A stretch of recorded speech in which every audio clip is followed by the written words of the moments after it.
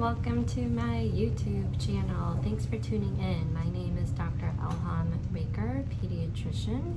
You can also call me Dr. L at Ask Dr. Mom, a pediatric telehealth and coaching virtual platform for you to get your questions answered. So today I wanted to talk about something that I've been thinking about really since the beginning of the pandemic, when everything kind of shut down. There was a quote from Dave Hollis that I've shared, and basically it was saying, as we think about rushing back to normal and, we wanted to get back to what our normal lives would be, think about what you want that normal to look like. And it really got me thinking, because there's so many things during the pandemic that were really tough. I mean, I personally had mental health ups and downs. Things were tough on the kids, but there was also these really beautiful moments of just being together, of having dinner together every night, of spending time together, and not that rushed feeling that we all go through, especially with kids and all of their activities. So it really got me thinking about that a lot.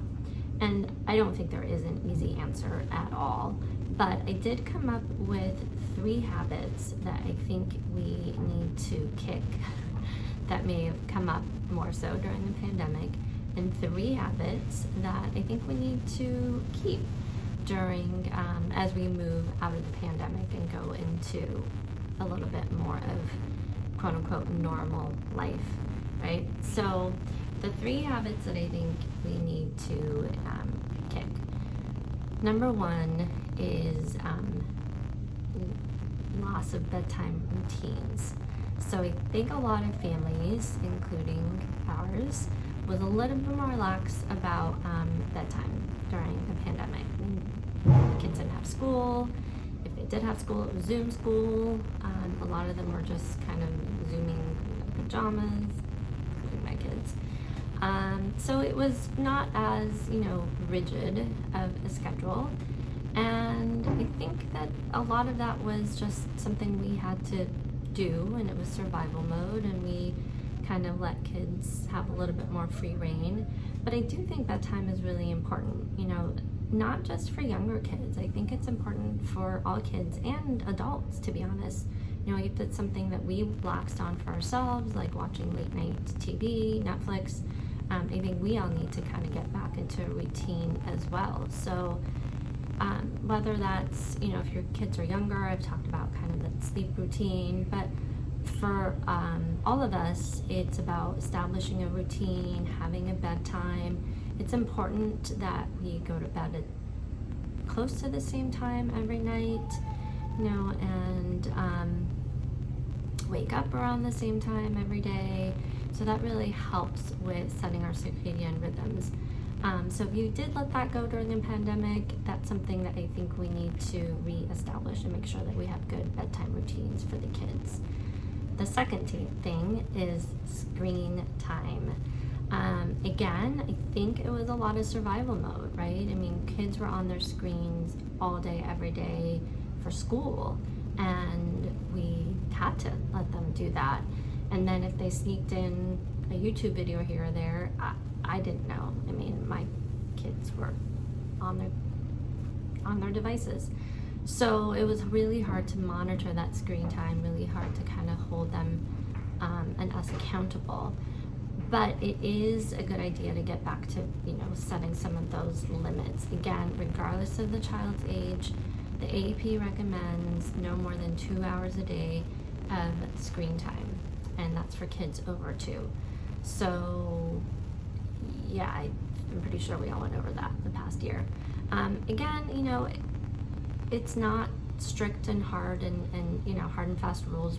There's always some leniency. Of course, kids need to be on their apps on their devices for school, and that is hard. I mean, it's hard to count that in just other screen time. But I do try to limit screen time, particularly during the week for my kids. I try to limit it a few hours, going back to talking about bedtime routines, 1 to 2 hours before bedtime. Otherwise, their brain is just kind of on and stimulated from their screens. So you do want to have some of those limits set. And the type of things that your kids are watching matters too. So it's not just quantity, but it's also quality. And there was a study done with a underwater sponge cartoon. I'm sure you guys can all think of what that is, versus kids watching something like Sesame Street or Mr. Rogers from back in the day. And the study was, comparing those kids with kids that were just drawing for half an hour. So it showed that kids that were watching something like SpongeBob had less attention span right afterwards than kids that were drawing or watching something like Sesame Street. So the kids that were drawing did the best. Sesame Street did, just a tiny bit worse as far as attention than the kids that were drawing, and the SpongeBob kids were like way down low with their ability to attend to something. So it matters what they're watching also. So especially for the younger kids, when you have more control, you definitely want to be aware of that. The next thing that we need to kick or revisit is our hygiene habits. So I hope I'm not the only one, but showering, getting the kids to brush their teeth, all those things were a little bit harder without having routine. So certainly if that's something you were a little bit more laxed about, I think we need to kind of get back on with that. Showering, I'll leave up to you and what you can tolerate, but definitely brushing teeth. I want kids to brush teeth every morning, every night. That is one of my non-negotiables. Ideally after breakfast, but honestly, even if they do it when they wake up, it's just getting off all those, bacteria from overnight. So morning and night brushing teeth is really a non-negotiable for me.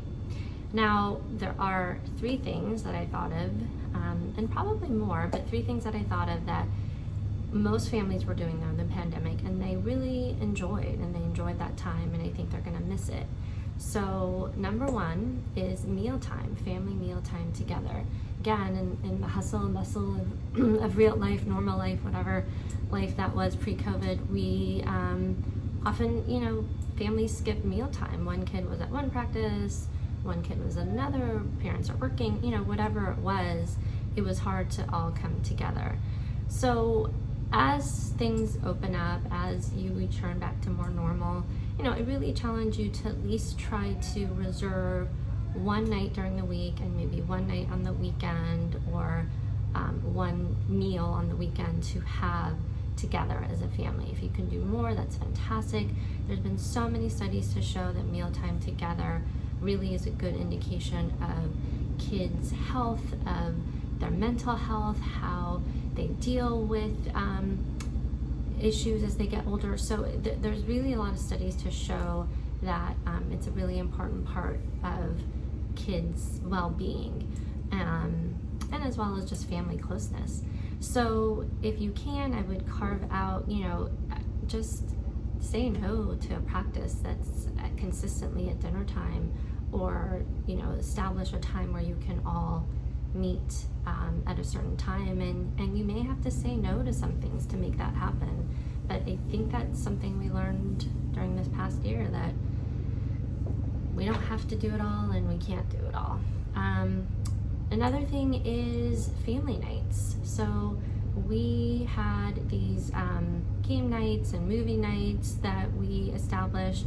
Obviously there's more time when there was nothing else going on to do things like that, but I think it's really good to make sure that you have a date night with your family. So whether it's, whatever thing that you guys did during COVID or pre-COVID that you really enjoyed together, it could be doing a puzzle, or it could be a movie, like I said, or different games, or whatever thing that brings you together.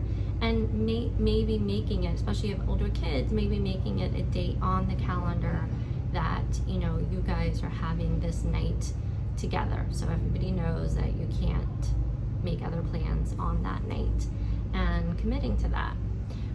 The next thing, number 3 for the things to keep, is outdoor activity. We all, it was so great to see families going out hiking, biking, walking to the beach, doing these things that were safe because they're outdoors, you're getting fresh air, and they're good for you. So I think as the world opens up again, things are going to get busier, but definitely making time for that. So whether it's down to make a date to do that, or just being more cognizant of it, I think holding on to those outdoor activities as a family is going to be really good for all of us. So those were my 3 habits to kick and 3 habits to keep, and I hope you enjoyed that. If you would like to hear more tips and parenting tips and coaching tips, follow my YouTube channel, go to my website, askdrmom.com with a dash between doctor and mom, and sign up for my newsletter, and you can also book an appointment with me there. So I'd love to hear from you, and if there's anything else you'd like to hear about, let me know in the comments. Thanks, have a great day.